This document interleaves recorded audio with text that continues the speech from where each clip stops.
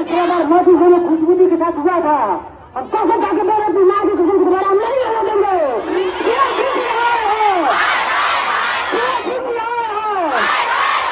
देखिए 2 मिनट का टाइम ले रहे हैं, आप लोगों को कहानी सुना रहे, ठीक है।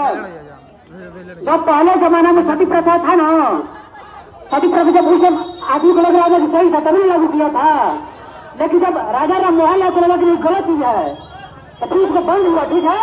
आप बताइए कि जब नया इंसिडेंट से लागू होगा, जो पहले से सती प्रथा में किसी भी मेरी माँ या बहनों को बलि चढ़ा है तो लौट के तो नहीं आएगा, जिसका नौकरी खत्म हो जाएगा।